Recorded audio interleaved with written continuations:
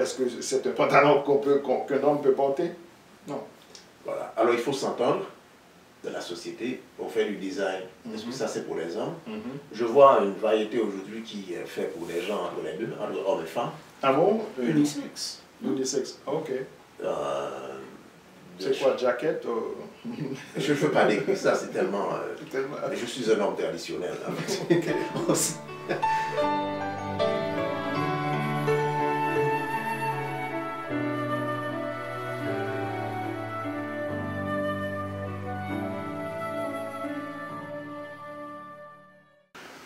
Lorsque tu iras à la guerre contre tes ennemis, si l'Éternel les livre entre tes mains et que tu leur fasses des prisonniers, peut-être verras-tu parmi les captives une femme belle de figure et auras-tu le désir de la prendre pour femme.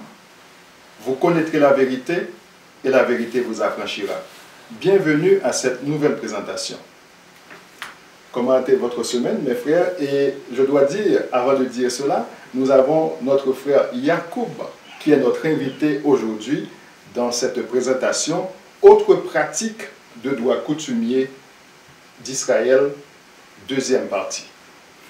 Alors, on va commencer avec notre frère.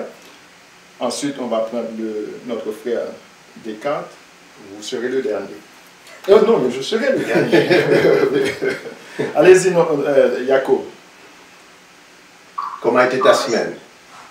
Merci, merci. Oui, la semaine, c'était bien. C'était bien. Il y a eu moins de froid, un peu plus de soleil, mais ça va. Ça va. Par la grâce de Dieu, ça va. Très bien. Voilà. Et comment a été votre semaine? La semaine a été bien, grâce à Dieu. On a eu une bonne semaine, ça a réchauffé un peu. Et on a eu du soleil aussi. Hein. Ouais, c'est fantastique. La semaine était bien, grâce à Dieu. Très bien, très bien.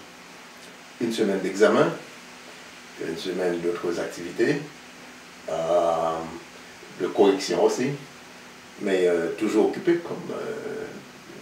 comme d'habitude, mais la consolation, c'est que le Tout-Puissant nous donne la capacité de continuer. Voilà, comment est la semaine bien? Oh, ma semaine a été très bien aussi.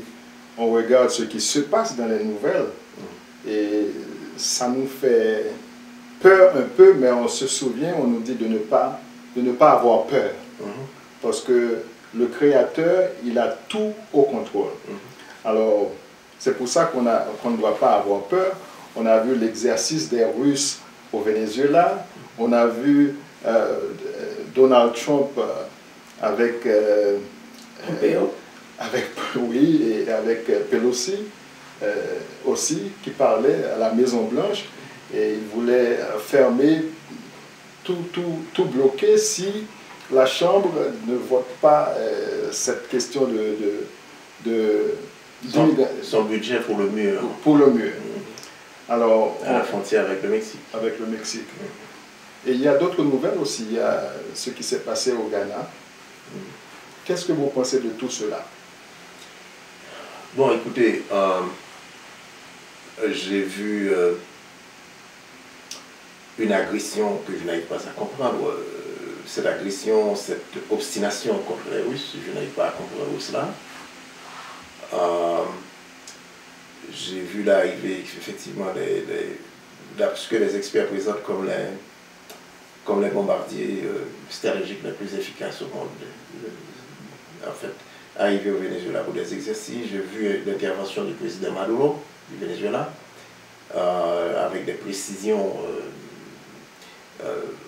vraiment très détaillées concernant le complot qui est monté contre son gouvernement, la possible agression militaire. Et j'ai été choqué aussi par l'intervention de John Bolton, qui a présenté ce qu'il a appelé devant le Heritage Foundation, qui est un groupe relativement dangereux en matière de politique étrangère, ce qu'il a appelé sa stratégie africaine,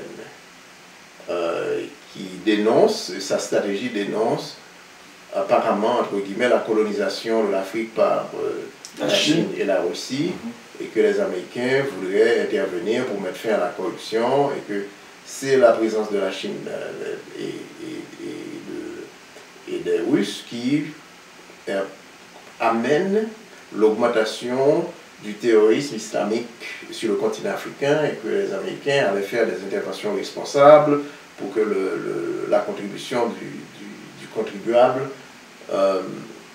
participe vraiment à la création de la richesse et mette fin à la corruption. Alors, j'étais choqué par tout cela, choqué en ce sens que je connais je connais cette bête. J'éprouve je sens le besoin de rappeler à mes frères, mes cousins africains, les responsables, les chefs d'État africains, je les invite à regarder ce qui se passe avec Haïti. Les Européens ne s'en cachent pas. Qui contrôle l'Afrique contrôlera l'avenir.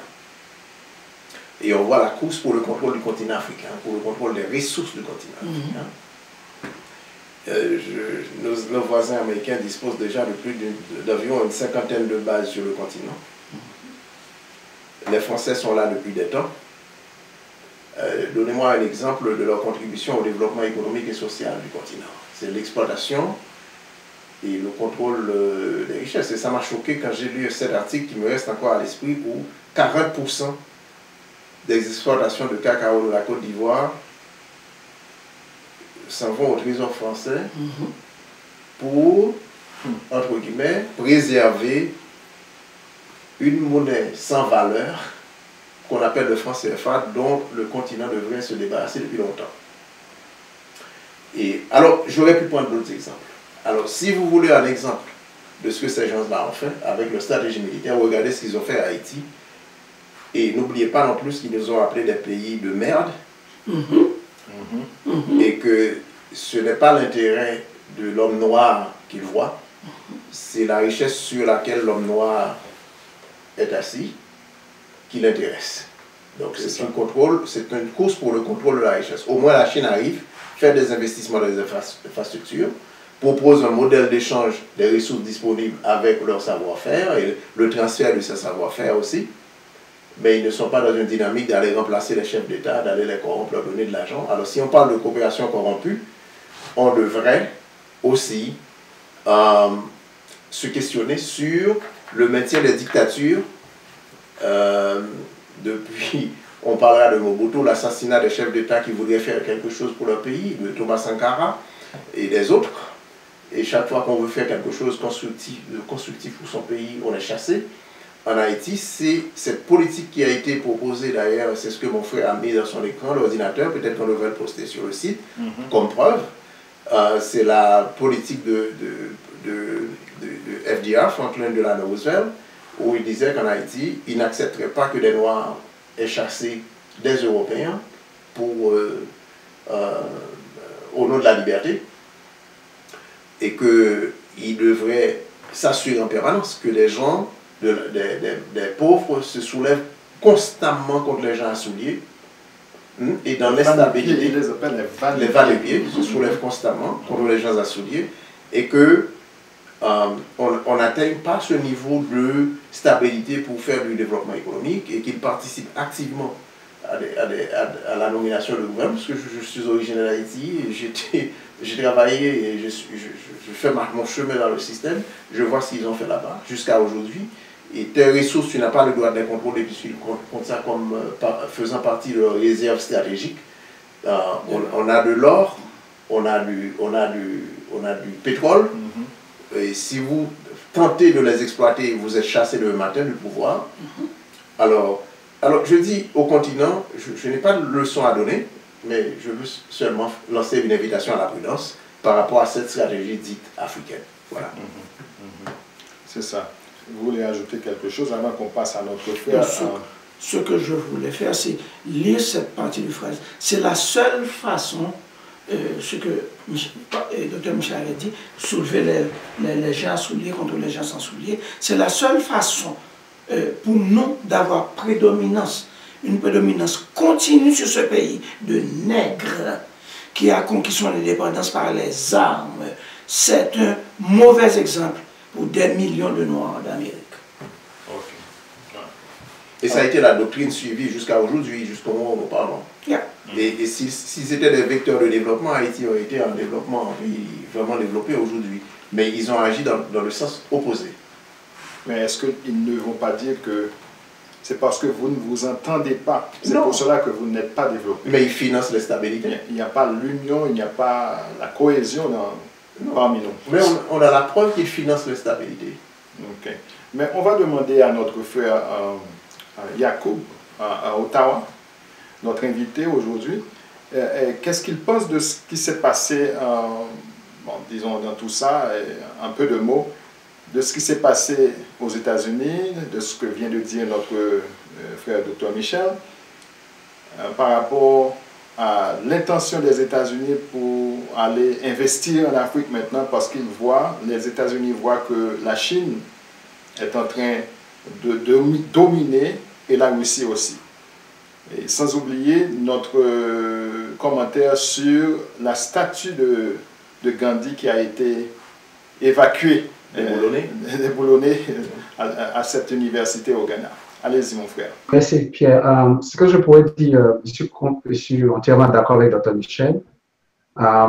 Ce sont des choses que nous dénonçons depuis fort longtemps. La seule chose, c'est qu'on dénonce, mais au niveau des responsabilités, qui va prendre la responsabilité de dire non pour les pays du franc CFA, par exemple, les pays francophones d'Afrique de l'Ouest, d'Afrique centrale. Il y a des gens qui se battent, mais la tenue, la bataille reste toujours pacifique parce que les Africains, à cause de la religion, beaucoup ne sont pas prêts à mourir pour leurs frères et leurs sœurs. Donc, ça reste toujours pacifique.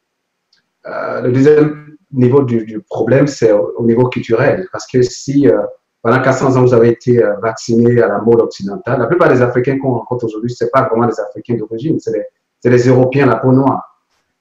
Donc, aussi longtemps que nous serons dans cette mentalité d'Européens à la peau noire, ça va rien changer. Pour moi, à mon avis, pour gagner cette bataille, la première chose que les Africains doivent faire, surtout les pays francophones, c'est d'arrêter de parler le français. Parce que ça, c'est l'arme fatale. Parce qu'une fois on arrête de parler le français, on perd la culture française, on perd l'influence française. Ils vont poser la question, à part quoi? On peut le remplacer de manière temporaire avec une langue européenne, ça serait l'anglais. Parce qu'une fois que tu sors des pays francophones, le français n'a plus d'importance. Parce que dans tous les documents qu'on a, tu veux étudier, c'est l'anglais. Donc, on peut remplacer le français par une langue temporaire de manière à élaborer une autre langue pour nos pays francophones et puis se débarrasser du français. Une fois se débarrasser du français, l'influence de la France va tomber parce que c'est le français qui fait l'image de la France dans le monde. Ça, c'est l'une des raisons. Pour Gandhi, la statue de Gandhi au Ghana, ben, c'est normal. Les Ghanéens ont tout le droit d'enlever, surtout à l'université. Là-bas, c'est le temps du savoir. Les gens étudient l'histoire. Ils ne peuvent pas permettre que quelqu'un qui a été raciste à un moment donné puisse être érigé comme un modèle sur le campus. C'est comme si Gandhi disait des choses au public. Bon, tout le monde pouvait dire que Gandhi était un pacifiste, c'est ça? Quelqu'un qui prend la cause des plus petits, mais quand il parle dans certains livres, il diminue les Noirs. Alors, oui, c'est sûr que souvent je pose une question au niveau où je lui dis les Indiens, ils sont-ils noirs ou qui ils sont? On a toujours du mal à répondre. Est-ce que les Indiens ils sont noirs? Ils ne se considèrent pas comme noirs de toute façon. Eh bien, pourtant, ils sont noirs et c'est un type de noir qui est connu de manière anthropologique. Mais bref, ce que je pourrais dire, c'est Gandhi, l'histoire de Gandhi, c'est un marketing de communication, l'histoire de Gandhi. Martin Luther King a été aux États-Unis pour les droits civiques des Américains noirs. Quand vous allez dans l'endroit spécifique aux États-Unis où la statue de Martin Luther King devait être érigée, c'est Gandhi qu'on voit. On dit que c'est Gandhi qui a inspiré les pasteurs noirs américains. Donc, du coup, Luther King, son influence dans ce domaine-là n'a pas d'importance, c'est Gandhi. Donc, c'est un marketing de remplacement. Ok. Alors, merci pour votre intervention. On va continuer. Je ne sais pas s'il y a d'autres choses à ajouter. On va faire l'économie du temps. Très bien. Alors, une chose que je voudrais dire, c'est que je connais quelqu'un, un Indien, aux alentours d'ici, qui dit qu'il n'est pas noir. Même si ça peut être noir, beaucoup plus foncé que ma peau, il dit qu'il est caucasien. Ok. Pas noir, il est Alors, caucasien. est-ce que c'est à cause de ses cheveux? Parce que pour être considéré comme... Il faut avoir les cheveux crépus aussi. Il y a tout ça. Il y a... C'est une plaisanterie. C'est une plaisanterie, ok. Alors, on va continuer. Comme je l'avais annoncé, le titre de notre présentation d'aujourd'hui, « Autres pratiques de droit coutumier d'Israël ». Comme on le fait souvent, toujours, je peux dire, on prie avant de commencer notre présentation. On va le faire avec notre docteur Michel. Notre Créateur Tout-Puissant, nous avons entendu ta voix dans l'histoire, nous invitant à chercher ta face. Et nous croyons que tu nous cherches. Et si nous sommes sur ce plateau aujourd'hui, c'est parce que nous sommes intéressés à avoir cette rencontre avec toi. Alors nous te supplions de nous éclairer par la puissance de ton esprit en nous. Guide-nous vers toi et révèle-toi au cœur de chacun de nos amis qui nous écoutent ou qui nous regardent, et chacun de nous autour de ce plateau. Alors, remplis-nous donc de ta présence et révèle-toi à nos cœurs et guide-nous dans toutes tes voies, nous te prions. Nous sommes ignorants, nous avons été exposés à des enseignements qui n'ont rien à voir avec ta parole et nous cherchons ta face dans l'histoire, dans ce livre qu'on nous a donné. Alors, aide-nous à découvrir ta face pour ta gloire, maintenant et à jamais. Alléluia. Alléluia. Encore une fois, chers amis, bienvenue à cette nouvelle présentation.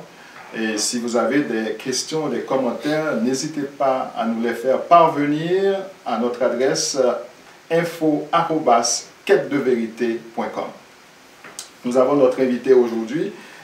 On l'a invité de façon spéciale parce que nous allons parler des pratiques du droit coutumier d'Israël, mais nous voulons faire une sorte de parallèle entre les pratiques coutumiers qu'on voit d'Israël, qu'on voit dans la Bible, et les pratiques qu'on voit aussi dans sa culture en tant que danite. Il est de la Côte d'Ivoire.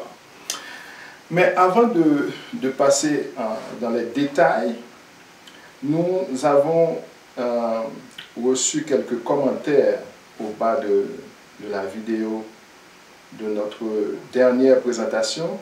Il y a quelqu'un qui a écrit, c'était très intéressant de lire ce commentaire puisque la personne nous a dit que la raison pour laquelle nos prières ne sont pas exaucées, c'est parce que nous ne prions pas au nom de Jésus. Alors, la dernière fois, vous avez parlé de ça. Et j'avais dit, c'est peut-être parce que vous n'avez pas la formule exacte. Mais je n'ai pas dit que c'est au nom de quelqu'un qu'il faut prier pour trouver la solution à ces problèmes. Alors, notre sœur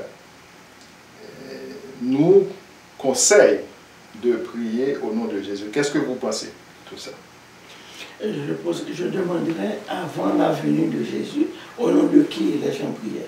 Je me pose aussi la question, quand Jésus lui priait, au nom de qui il priait. Voilà. Ouais, ça dit tout. Et alors, d'autant que j'inviterai notre sœur aussi à faire une petite recherche sur ce Jésus-là qu'elle prie, pour découvrir que c'est un PD, César Borgia. Mais si ça veut dire satisfait, elle nous fera part de sa réflexion après cette recherche. Voilà. Alors, je ne sais pas si notre frère Charles a un petit commentaire dessus, pour qu'on puisse passer au deuxième commentaire. Non, c'est bon, vous allez. Tu as trouvé le mot cette minute. Yeah. Alors, il y a aussi notre frère Eric qui nous a écrit cette semaine. Il vit en Israël. Bonsoir à vous sur le plateau. Je me demande pourquoi nous sommes aveugles sur ces choses et le christianisme nous impose la monogamie. Mon père a eu 9 femmes et moi, on vient m'imposer une femme, alors que cet écrit est permis dans l'Ancien Testament. La polygamie, franchement, notre Père Tata Zamba est votre guide, et c'est lui qui vous conduit. Que sa puissance et sa sagesse puissent vous guider à jamais. Je voudrais avouer avec les larmes de joie que je suis fier que le Seigneur m'a aidé, conduit à vous dans votre YouTube, WhatsApp, etc. Merci infiniment à vous de la part de votre frère à vie dans la foi et de sang Eric Osada depuis Israël. Shalom. Shalom, mon frère. Écoutez, l'un des instruments de l'esclavage moderne, il y en a plusieurs, c'est de nous imposer une certaine conception occidentale des choses, de la spiritualité, et de nous dire c'est la totalité, c'est la vérité, et vous n'avez pas à rechercher ailleurs. On dirait qu'il n'y a pas autre perspective. Et nous, ce que nous disons autour de ce plateau, vous ne pouvez pas prendre cette Bible, qui est une version larvée, si vous voulez, des écrits africains, et nous dire voilà comment vivre, sans, tout en négligeant ou bien en effaçant totalement la perspective africaine. Tu ne peux pas le faire. Et c'est pour ça que nous nous retrouvons en conflit. Il y a quelque chose qui est naturel à nous, que nous avions, des pratiques que nous avions apprises avec nos ancêtres, et qui reste dans notre mode de fonctionnement, dans notre culture, et qui se trouve totalement en conflit avec la culture occidentale. Mais encore, qu'on vous dit, bon, mais si vous n'arrivez pas à faire ces choses, c'est parce que vous êtes infidèle, continuez à prier César Borgia. Il va vous aider à faire les choses. Mais c'est de l'idolâtrie, ça. Ben, on vous enfonce totalement dans l'idolâtrie. Et c'est pour ça que j'imprime pour vous. Peut-être qu'on devrait envoyer ça. Bon, notre frère Charles va l'avoir aussi.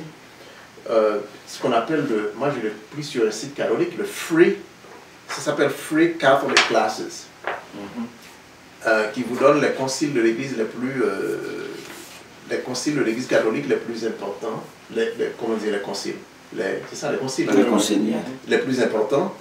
Je m'excuse de temps en temps l'anglais, je mets de ma passée.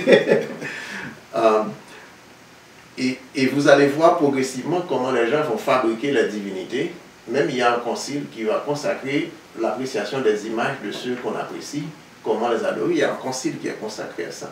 Donc comment, et même les hommes vont se prononcer sur la substance de Dieu.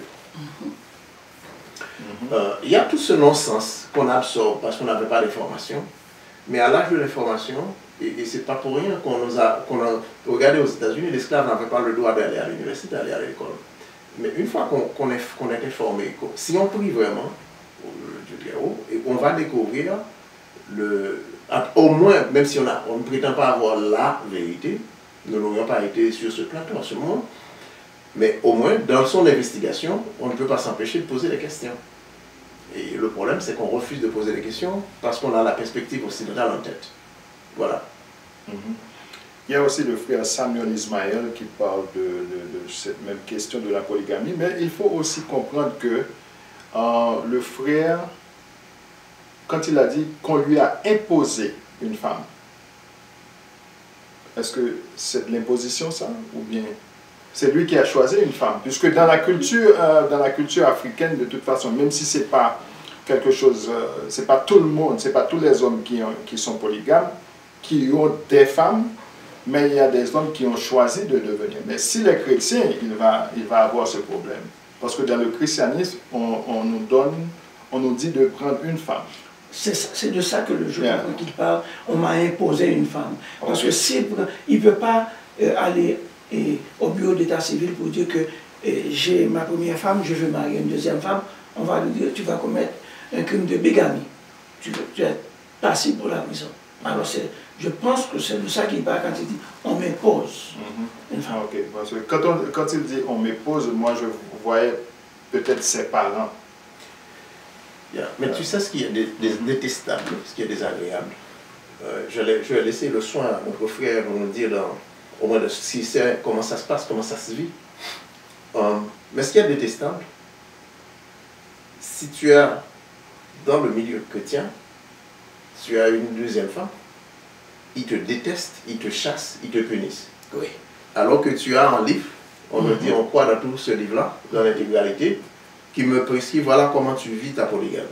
Voici les règles pour vivre ta polygamie. Et dans la chrétienté, on vous dit, bon, mais écoutez, si vous le faites, vous êtes méprisable, vous n'êtes pas respectable.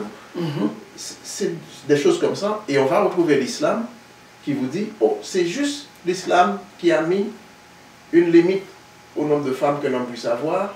De la chrétienté, on peut avoir jusqu'à 10, etc.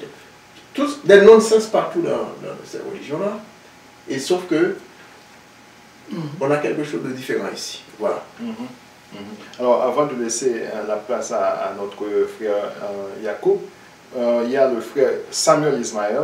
Bonjour à vous. Je me suis toujours posé la question sur ces patriarches qui avaient 2, 3, 4 femmes et qui ne subissaient aucune sanction des prêtres, sacrificateurs ou autres dirigeants. Maintenant, je comprends combien la chrétienté païenne a changé les ordonnances de Yah. Alors, on passe à Yacoub. Oui, merci Pierre. Je pourrais dire simplement la chrétienté veut des écrits des Israélites, mais ne veut pas de la tradition, ni des Israélites eux-mêmes. C'est le remplacement, c'est le grand remplacement, comme les Européens l'ont toujours fait. Ils s'accaparent de la culture des autres, ils les remplacent, ils les effacent, ils mettent le nom à leur place, ils prennent des choses. Maintenant, concernant la polygamie de manière spécifique, oui, en Israël, c'est sûr que dans la culture africaine et puis en Israël, la polygamie était tolérée, était permise. Et elle est comme des lois permissives, mais ce n'était pas non plus écrit dans la Torah qu'il fallait être polygame. Ça aussi, il n'y a pas de loi qui oblige les gens à être polygames. Maintenant aussi, ce n'est pas interdit aussi d'être polygame.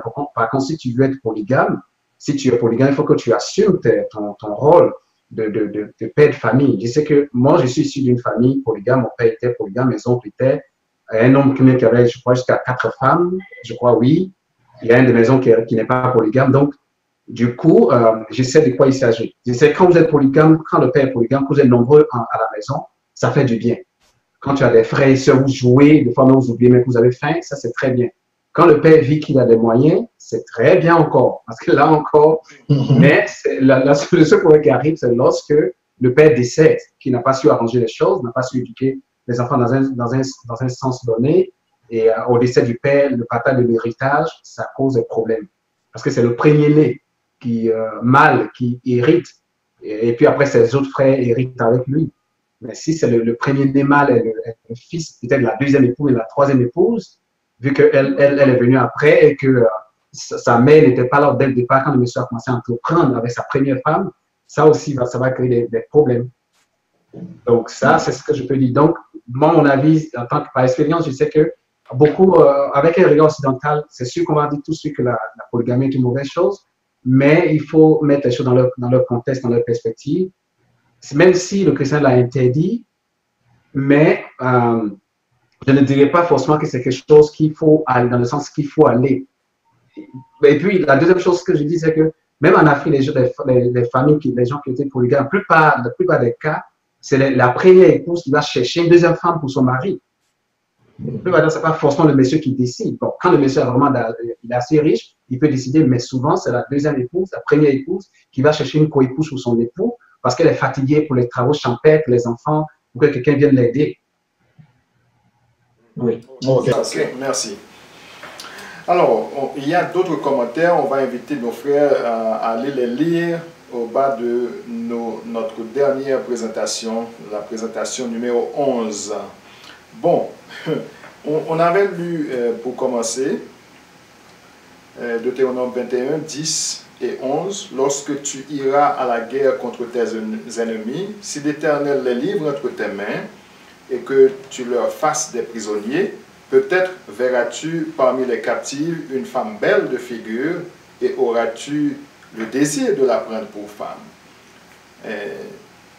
Alors, c'est avec ça qu'on avait terminé la présentation numéro 11 et on commence tout de suite notre nouvelle présentation avec cette question-là. Pourquoi on doit prendre une femme étrangère puisque c'est la femme de nos ennemis? C'était une femme parmi les captives. les captifs. Mais n'oubliez pas que les Israélites, les descendants de Sem, entraient dans un territoire qui était occupé par leur cousin, Canaan, qui était le quatrième fils de Ham. Cam, quatrième fils. Et Ham, c'est le frère de Sem. Bon, alors, ils entraient chez les cousins. Ce n'étaient pas des étrangers. Pour commencer, alors si tu permets, on va faire un petit saut à partir du verset, à partir du chapitre 20. Alors, ce qu'on doit couvrir maintenant cette semaine, c'est vraiment compact, parce qu'on a décidé la semaine passée qu'on allait passer 2 semaines sur le chapitre 28 seul, chapitre 28 et ensuite le dernier du livre de Théonome. Et là, le chapitre 20 à 26, vers la fin du deuxième discours, c'est une partie qui est très compacte, très dense. On va faire un résumé. Normalement, on devait insister sur chacune. C'est même la polygamie, on devrait insister là-dessus pour une entière séance, pour une séance entière, mais on n'a pas le temps. Au chapitre 20, on parle de la guerre sacrée. Alors, je vais pointer à des aspects très très spécifiques dans ce long passage où on a des règles pour toutes sortes de choses. La guerre sacrée, est-ce que c'est la guerre sainte? Non? C'est pas nécessairement la guerre sainte, c'est sacré dans la mesure où le Tout-Puissant a décidé de donner un territoire aux Israélites. Et quand ils vont aller en guerre, pour aller conquérir ce territoire qui était déjà occupé, il y avait des règles. Et la règle numéro 1, c'est que c'est le Tout-Puissant lui-même qui les conduit. C'est ce que Moïse est en train de rappeler. Alors la présence, il faut prier. Et la première action à poser, c'est que le prêtre devrait venir et exhorter le peuple au courage. Et même si vous voyez un peuple plus nombreux, mieux armé, mieux équipé, vous ne devez pas avoir peur parce que le Tout-Puissant est là. C'est sacré. Ce que vous faites là, c'est guidé par la main du Tout-Puissant. Alors, aujourd'hui encore, c'est appliqué. Quand les gens vont désigner des stratégies, établir des bases militaires pour vous contrôler militairement, n'ayez pas peur de la mesure où vous vous consacriez au Tout-Puissant. Si c'est le Dieu très haut qui vous guide, si c'est le Tout-Puissant, le Créateur qui vous guide, vous n'avez pas à avoir peur. Alors c'est la responsabilité des prêtres de faire ce rappel. Et ensuite les scribes devaient venir faire des exhortations, émettre des règles. Alors, dans la guerre, dans cette guerre-là, il y avait des normes à suivre. Une première norme, un groupe d'Israélites va attaquer une ville, il faut avertir la ville. Lancer une sommation. Si la ville dit, bon, ok, je reconnais tout cela, nous n'allons pas vous combattre, nous nous livrons entre vos mains, les Israélites vont entrer dans la ville et les hommes vont travailler et ils vont prélever un genre d'impôt. Ils vont travailler en ce sens pour vous. Un tribut. Un tribut, voilà. Mais si la ville résiste et qu'on livre bataille à la ville, une fois que les Israélites ils devraient assiéger cette ville-là d'abord, on livre bataille parce que la ville refuse de se soumettre. Et une fois que la ville est conquise, les hommes seraient livrés au fil de l'épée et les femmes et les enfants seraient amenés comme des serviteurs. Et c'est là une autre forme de l'esclavage. J'ai lu cette semaine le Dr Shem Diop qui parlait de la tradition de l'esclavage en Afrique précoloniale, qui vous dit ce qu'on appelait l'esclavage en Afrique n'a rien à voir avec les atrocités commises par les Européens. C'est-à-dire, il parlait de l'esclave du roi, de l'esclave de la mère, de l'esclave du père, et il y a les esclaves qui héritaient même de leur maître. Quand le maître meurt, l'esclave hérite. C'est comme Eliezer avec Abraham. Si Abraham n'avait pas d'enfant, Eliezer allait être l'héritier, c'est un serviteur. Donc c'est des gens qui étaient bien traités, bien menés, et le Tout-Puissant a mis des règles à cet égard. Donc alors il y a cette pratique-là qui était en place. Je ne sais pas, vous pouvez m'interrompre à n'importe quel moment, n'est-ce pas? Mon frère Charles est là, vous pouvez m'interrompre, et parce que je veux vous montrer, on a très peu de temps pour ouvrir vraiment une partie très très dense, et je veux indiquer quelques passages très importants qui retiennent mon attention. Il y en a d'autres qui retiennent votre attention. Alors, au chapitre 22 maintenant, non, il y a plusieurs normes, plusieurs règles ensuite. On fait un sursaut. Il y a interdiction du travestissement.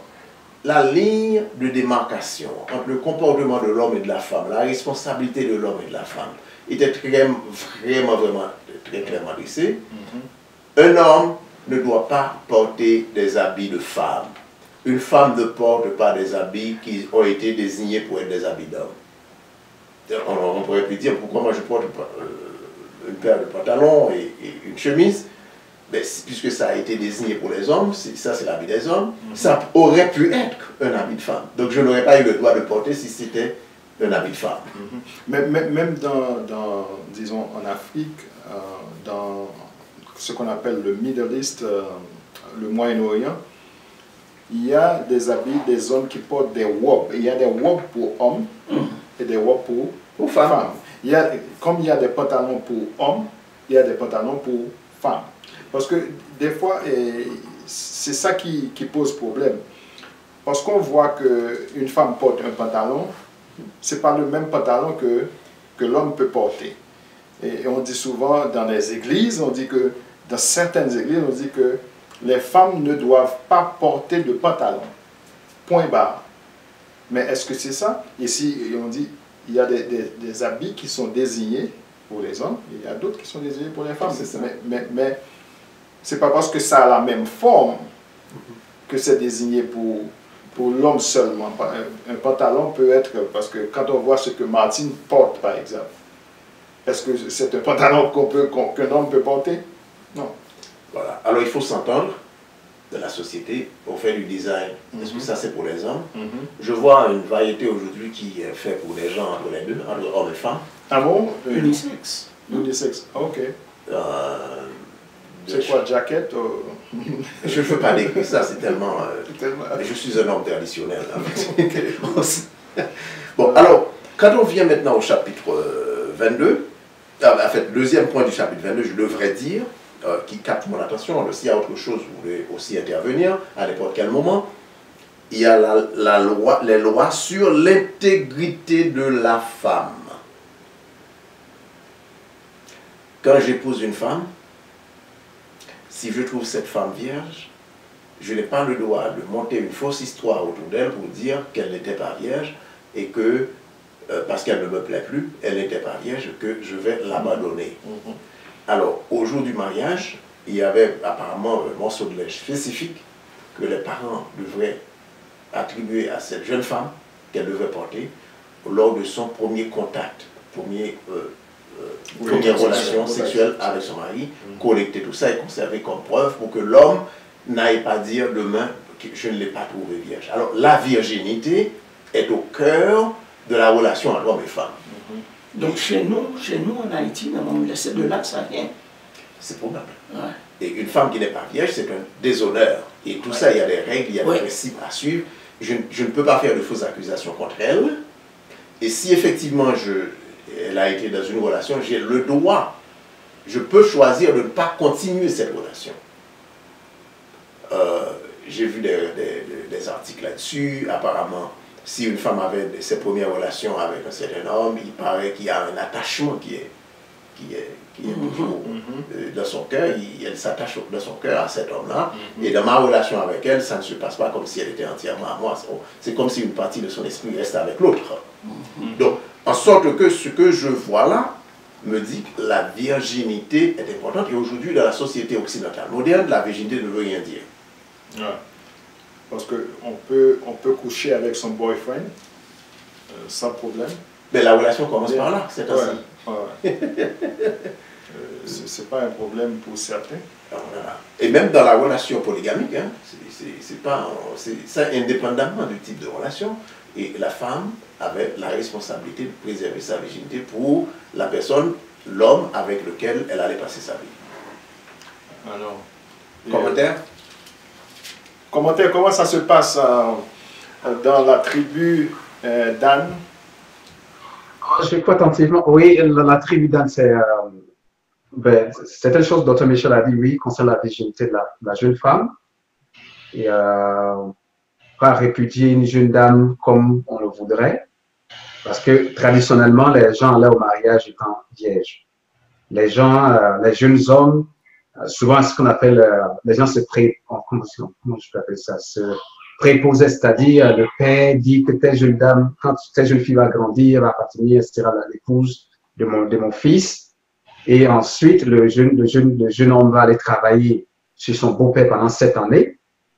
Durant cette année, jusqu'à ce que son épouse ait la majorité, et puis après, il épouse sa femme, il retourne avec elle chez ses parents. Ce sont des mariages arrangés alors? Oui, il y a des mariages arrangés. Il y a des mariages faits que ton père va dans tel village, il rencontre telle jeune dame. Ah, cette jeune fille, elle est bien, est-ce qu'elle est vierge et tout le reste? On dit oui, et puis le jeune va là-bas, il rencontre. Et si la jeune dame est bien pour lui, il va travailler pour les parents. Il faut qu'il montre. L'objectif, c'est qu'il montre qu'il peut s'occuper de sa future épouse. Donc, tout le temps, il travaille pour les parents de son épouse. Ou bien si les parents du jeune homme sont vraiment assez aisés, ils vont essayer d'arranger ça avec les moyens conséquents pour aider la famille. Il faut toujours compenser la famille de la jeune dame. C'est toujours comme ça. Donc, voilà. Maintenant, concernant l'esclavage dont Dr. Michel a parlé, oui, ça c'est très important de relever parce que le thème esclavage dans la Bible n'a rien à voir avec le thème esclavage que nos aïeux ont subi, que nous continuons de subir jusqu'à aujourd'hui. Parce que le thème slave vient de l'Europe de l'Est. C'est les Romains que les Européens de l'Ouest ont esclavagisé. C'est pourquoi le nom est slave jusqu'à aujourd'hui. Donc, quand Nicolas V a pris sa bulle papale, il a dit aux Européens, aux Espagnols, aux Portugais, de faire de nos ancêtres les slaves. C'est-à-dire les gens de l'Europe de l'Est, le rendre comme les gens de l'Europe de l'Est. C'est pourquoi les gens de l'Europe de l'Est, jusqu'à aujourd'hui, ils portent le nom slave. Parce que c'est eux qu'on avait esclavagisés. Les Européens de l'Ouest vendaient les femmes roumaines au marché de Venise. Donc, c'est quelque chose qui a été fait et pratiqué. Donc, c'est ça. Donc, c'est cette chose inhumaine qu'ils ont fait. Ils l'ont fait d'abord sur leurs propres frères de l'Europe de l'Est avant de venir le mettre sur les Africains. Donc, quand ils disent qu'ils sont venus en Afrique pour nous apporter l'évangile parce qu'ils veulent nous sauver, c'est de n'importe quoi. C'est quelque chose qu'ils ont pratiqué chez eux parce que le mot esclave n'est pas dans une langue africaine. Dans la langue africaine, ce qu'on utilise esclave, qui s'apparente à l'esclavage, c'est ce qu'on appelle les alliances à plaisanterie. C'est-à-dire qu'entre les ethnies, il y a les alliances à plaisanterie pour dire, tel, toi, tu es mon serviteur, tel dit, tu es mon serviteur, pour éviter de se faire la guerre. Pour éviter de se faire des histoires. Donc, on dit des alliances à plaisanterie. Ça, il y en a beaucoup dans les sociétés ouest-africaines. Nous, les Danes, par exemple, on a tellement les alliances parce que, vu notre trajet, la trajectoire qu'on a pris depuis l'Afrique de l'Est jusqu'en Afrique de l'Ouest, on a même des alliances avec des groupes ethniques qui sont jusqu'en Afrique de l'Est. On a l'Ouest, en Côte d'Ivoire, mais on a des alliances avec des gens qui sont au nord du Cameroun, jusqu'au Tchad, on a des alliances là-bas. Parce qu'il fallait que nos ancêtres devaient faire des alliances pour passer au travers des différents territoires pour s'installer là où ils sont aujourd'hui. Ce terme esclave n'est pas dans aucune langue africaine, tel qu'on le perçoit chez les Européens. Voilà. Ok. Avant de continuer, il y a le verset 12. Tu ne mettras des franges aux 4 coins. Tu mettras des franges aux 4 coins du vêtement dont tu te couvriras. Aujourd'hui, il n'y a pas de franges dans nos vêtements. Qu'est-ce qu'on peut dire? Ben, regardez, ce qu'on a pratiqué comme religion, c'est un dérivé de l'original. Donc on a perdu la trace de tout, c'est tout. C'est ce que je peux dire. On a perdu la trace de tout. Bon, alors, venons-en maintenant. Je suis encore au chapitre 23. Si on regarde à partir du verset, en ce qui concerne l'esclavage fugitif, tu n'as pas le droit de le livrer. Si un esclave s'enfuit, tu n'as pas le droit de l'intercepter, de le livrer à la condition qu'il est en train de fuir. Il faut l'aider, de préférence. Et aussi, le sous-titre souvent, c'est l'interdiction de la prostitution sacrée. La prostitution sacrée, c'est quoi ça? Voilà. Est-ce qu'il y a une prostitution qui n'est pas sacrée?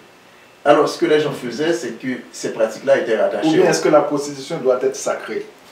C'est vraiment pas sacré. Mais apparemment, il y avait cette tendance, cette pratique, que les visiteurs qui venaient au temple, pouvaient recevoir comme pour leur satisfaction charnelle des femmes. Et les visiteuses, les étrangers qui visitaient, pouvaient aussi avoir des hommes. Et tout ça, c'était interdit. Alors, il y a aussi un petit texte que je suis en train de préparer parce que j'ai reçu un email, je ne sais pas quel journal, mais c'est un blog, c'est pas un journal vraiment scientifique. Je prépare un petit texte sur l'économie jubilaire. Et je me rappelle quand je suis arrivé au Canada pour la première fois, puis j'avais une bonne amie qui était musulmane qui disait non, je ne vais pas ouvrir un compte à la Banque Royale parce que je ne veux pas recevoir d'intérêt. Dans l'islam, c'est pas permis. J'ai été aussi à Dubaï, j'ai rencontré un frère nigérien qui me disait bon, la pratique bancaire islamique, des choses comme ça. Je dis, mais c'est quoi cette affaire-là? Mais tout ça se tournait autour du taux d'intérêt. Mais là, c'est déjà là. C'est des choses qui sont là depuis longtemps dans les pratiques d'Israël. Tu ne prêtes pas à l'intérêt à ton frère. Mais tu peux prêter à l'intérêt à d'autres. Oui, c'est dit à l'étranger. Ah oui, à l'étranger. Maintenant, imaginez un instant que l'économie d'ici élimine la question de taux d'intérêt,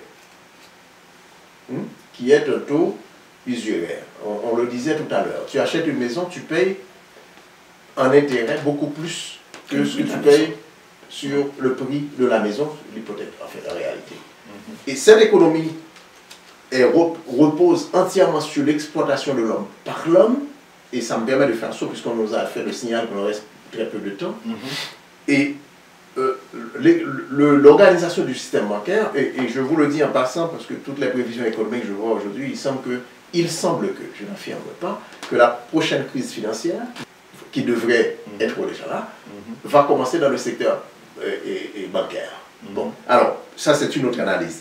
Alors, tu ne prêtes pas à l'intérêt. Il y a aussi la pratique du rap.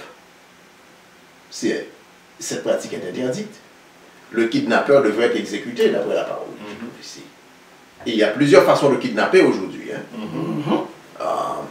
Et celui qui me prend en esclavage, qui a été me chercher en esclavage, m'emmener en esclavage dans les Amériques, lui, il devrait être exécuté. Et c'est pour ça que je reste convaincu que ceux qui nous ont soumis à cette atrocité, si ce qu'on me dit là est vrai, ils doivent dormir et attendre la rétribution du Tout-Puissant. Parce que c'est lui, ça vient de lui. Et ensuite, il y a le respect du salarié. Il y a un très bon documentaire de Roger Moore qui parle de la somme de travail qui a été rendue nécessaire pour construire la prospérité des États-Unis. Si cette somme de travail devait être rémunérée équitablement, il n'y a aucun moyen que les États-Unis se seraient élevés au niveau de superpuissance économique, parce qu'ils l'ont fait au prix de l'exploitation de l'homme par l'homme. Et ça, c'est interdit ici. Regardez bien le chapitre 24, à partir du verset 14. Et toutes les mesures en faveur des pauvres qu'on va retrouver à partir du 27, et suivez l'esclavage du verset 27, on n'a jamais retrouvé cela dans ce pays-là, parce que les pays occidentaux ont créé leur richesse à partir de l'exploitation de l'homme par l'homme, et ça me fend encore le cœur, ça me déchire le cœur, ça me brise le cœur, je devrais dire, toutes les scènes sur l'île de Gorée au Sénégal, le château au Ghana, le chemin de nos retours au Bénin, et partout sur le continent, tout ce qu'ils ont fait là, tout au long de la côte là, du golfe de Guinée, ce qui nous ont emmené, les bateaux des chrétiens, des juifs qui étaient suivis par des requins. Parce que quand on est affaibli, qu'on est malade, on basculait par des supports pour être dévoré par des requins. Tout ça là, il y a un Tout-Puissant qui regarde. Je pense que c'est lui qui a prescrit ces interdictions-là. Il agira. Et ensuite, on en vient, puisqu'il nous reste très peu de temps. Mes frères, je vous laisserai commenter là-dessus. On peut les lire très rapidement, les versets 14 à 26 du chapitre 27. Et à partir de la semaine prochaine, on va aborder le chapitre 28. Les 12 malédictions. 1. Maudit l'homme qui fabriquera une idole ou une statue abomination pour le Seigneur, œuvre de main d'artisan, et l'installera en cachette, et tout le peuple répondra et dira Alléluia. Alors, la chrétienté est maudite. Le christianisme est maudit, non? Si ce passage est vrai, le christianisme est maudit. Il n'y a pas d'autre là-dessus.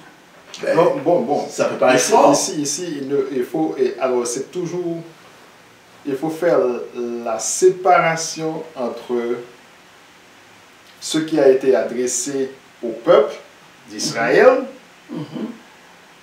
Le christianisme, ça vient de l'Europe et ils peuvent faire ce qu'ils veulent. Mais on l'a absorbé, non? Ils peuvent faire ce qu'ils veulent. Nous l'avons absorbé. Oui, mais cette parole ici est adressée à un peuple bien spécifique. Si vous dites que le christianisme... Non, le christianisme, moi je ne suis pas d'accord. Le christianisme n'est pas maudit. Donc, parce que ça n'est pas adressé au... La version israélite du christianisme est maudite. Ça te convient? Bon, si vous voulez. Si vous voulez. Ça te convient? Et c'est dit maudit soit l'homme. Il n'y a pas de maudit soit l'Israélite. Non, bon, comme c'est aux Israélites, c'est adressé l'homme israélite. Mais c'est toi qui m'as envoyé une petite présentation sur WhatsApp une fois pour montrer le délire de l'homme, du nègre. Des gens qui adoraient une image, des choses comme ça. Oui. Là, comment est-on arrivé là? Ouais.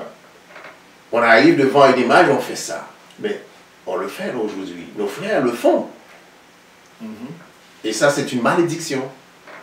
Alors, si notre soeur qui a écrit à notre frère vous dit c'est prier au nom de Jésus, quand vous allez devant cette image, vous faites ça, vous invoquez une malédiction. C'est là. C'est pas ok. Alors, dans ce sens-là, je comprends. Je pensais que vous allez parler du christianisme en général, alors de la tête, par exemple. Oui, mais c'est le christianisme qui a fabriqué cette chose. Cette religion est maudite, et toutes les autres religions aussi. Bouddha, toutes ces affaires-là. Je ne suis pas d'accord. Parce que c'est à nous, ça, c'est à un peuple que c'est adressé. Parce que chaque peuple a son Dieu. Ok, avançons un petit peu plus parce qu'on est contré dans le temps. Deuxième malédiction.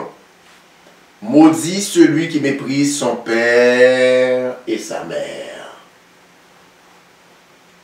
J'ai beaucoup d'exemples. On a résumé dans le nouveau dans les 10 commandements, ça. Voilà. Et ça a été aussi dans le temple de la Lamate, non? C'est des pratiques. Je ne sais pas si ces 10 sont dans la Lamate, puisque vous avez lu la Lamate, Jacob. Non, je n'ai pas encore lu la Lamate, mais... Ah bon, ok, je pensais que vous avez parlé. Par contre, c'est que dans la Bible concernant celui qui maudit celui qui manque de respect à son père et à sa mère, ça c'est très important parce que moi, avant mon réveil, les histoires des aïeux, des arrière-parents, dans le christianisme, on s'en pratique, on s'en fout. On va dire ça clair comme ça, on s'en fout. Tout ce qu'on veut, on veut aller au ciel. Les parents se sont occupés de vous, vous avez grandi, ils vous ont enlevé vos couches et tout le reste. Et dès qu'on mettait vos pieds dans une église évangélique, vos parents deviennent des sorciers, deviennent des sorcières, vos mamans, et souvent même les parents meurent dans la misère, ou même les parents, ils sont morts, on les a enterrés en bourse quelque part. Il n'y a aucune journée ou aucune année où les chrétiens vont aller, ne serait que débroussailler sur la tombe de leurs parents. Et ils sont prêts, et c'est même là qu'ils sont prêts à avoir un Jésus blanc aux yeux bleus qui va venir les sauver. Et ça, c'est un problème. Voilà. Tout à fait d'accord. Et quand vous leur parlez vous leur dites Jésus aux yeux bleus, ils te disent que c'est du racisme. Oui. Il y a même quelqu'un qui m'a dit qu'il a lu dans la Bible que David était un blond aux yeux bleus. Oui, ça c'est le mensonge, l'un des mensonges les plus flagrants. Alors, maudit celui qui déplace les limites du terrain de son voisin. Qu'en est-il de celui qui va faire des guerres de conquête pour aller conquérir le territoire des autres, qui va déployer ses moyens militaires pour aller occuper les autres? Ce n'est pas une malédiction dans ce contexte-là aussi? Déjà, déplacer les limites, c'est une malédiction. Et aller conquérir le territoire des autres, développer sa stratégie pour aller contrôler les ressources des autres, c'est du vol, non? C'est interdit ici. C'est déclarer une malédiction. Ce n'est pas même interdit. C'est déclarer une malédiction ici. Maudit celui qui fait perdre sa route à l'aveugle. C'est la ruse. Qui trompe, qui fait de la méchanceté. les gens qui ont besoin d'être guidés, et on agit de façon à leur faire perdre leur route. On peut l'appliquer au sens figuré, comme on peut l'interpréter. C'est une malédiction. Maudit celui qui biaise avec le droit de l'émigré, de l'orphelin et de la veuve. On parle d'émigré, hein? Celui qui exploite les travailleurs étrangers, qui méprise les immigrants. On nous appelle toutes sortes de choses. Dans ce pays, on nous appelle quoi? Des minorités visibles. On dirait qu'il y a des minorités invisibles. Et on n'a pas le droit. Tu appliques pour un boulot. Hein? Je connais quelqu'un comme ça au Québec. Hein? Il a été interviewé, puis il a dit, oh, c'est toi, monsieur Intel, je ne veux pas citer son nom. Et quand il arrive, oh non, tu sais, on a des contraintes de budget, toutes sortes de choses.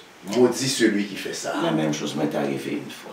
Voilà, mais tout le monde a des histoires de ce genre. Oh, je suis sûr que tout le monde a des histoires de ce genre. Maudit celui qui fait cela. Maudit celui qui couche avec une femme de son père. Parce que le papa, là, il a plusieurs. Mais si tu vas coucher avec une, tu as vu ce que Salomon, on a vu ça, ce que Salomon a fait à son frère qui voulait coucher avec la jeune Sunamite là, qui était venue auprès de... Je pense que David n'avait pas eu le temps de consommer cette relation, parce qu'il mourrait. Mais il y a un frère qui voulait prendre cette jeune femme là. Dans ma Bible, ça dit avec la femme de son père. Mais ici, je dis une femme. Ok. Ok. On vient de parler de la polygamie. Ouais. Alors, tu n'as pas le droit de faire ça. Maudit celui qui couche avec une bête. Mais maintenant, on se marie, on peut se marier, je crois. J'ai vu une vidéo, je ne sais pas si c'est vrai, mais on peut se marier avec son chien. J'ai vu ce nonsense-là. Alors, très rapidement, on va y arriver. Maudit celui qui couche avec sa sœur, qu'elle soit fille de son père ou fille de sa mère. Tu n'as pas le droit de faire ça. L'inceste, c'est une malédiction. Et on peut se marier avec sa cousine, en quelque sorte. Bon, on n'a pas dit ça ici, mais moi, mes cousines, c'est comme mes sœurs. Donc, alors, je ne vois pas comment c'est possible. Maudit celui qui couche avec la mère de sa femme, c'est-à-dire sa belle-mère. C'est une malédiction. Maudit celui qui frappe son prochain en cachette. La sournoiserie, là. Le petit complot contre mon prochain. Toutes les démarches pour faire du mal à mon prochain. C'est une malédiction. Maudit celui qui frappe maudit celui qui se laisse corrompre pour frapper à mort un innocent. Maudit celui qui n'accomplira pas les paroles de cette loi. Et toutes ces religions qui nous disent que, toutes ces dénominations qui nous disent que la loi est abolie, la malédiction est prononcée sur cette dénomination-là. Est-ce que dans le décalogue, on ne peut pas dire que c'est un résumé de tout ça? Mais j'ai un livre où on explique. En fait, si tu regardes dans la Bible, après Exode 20, c'est les détails des 10 commandements. Il faut les lire, les gens ne les lisent pas. Ils te disent les 10 commandements, tout ce qui est après, mettre ça à la poubelle. Voilà. Bon, de toutes les façons, on va prendre un dernier mot de notre frère. S'il nous reste un peu de temps, si Martine nous donne la possibilité de... Un petit dernier mot. Merci beaucoup. Bon Shabbat à tout le monde. Merci. Ici, c'est déjà la nuit, en tout cas. Ça passe déjà. Merci. En tout cas, on va continuer nos contacts et peut-être dans la dernière présentation, si vous voulez être avec nous, ce sera un plaisir. Nous remercions tous nos amis qui ont suivi cette 12e présentation et nous vous donnons rendez-vous à la semaine prochaine pour la 13e et la dernière, je peux dire. C'est l'avant-dernière présentation de l'année grégorienne. Alors, il faut bien préciser. Si vous avez des questions, l'adresse est la suivante, info@quêtedevérité.com. Merci à Martine, à vous tous, à Yacoub depuis Ottawa. À bientôt.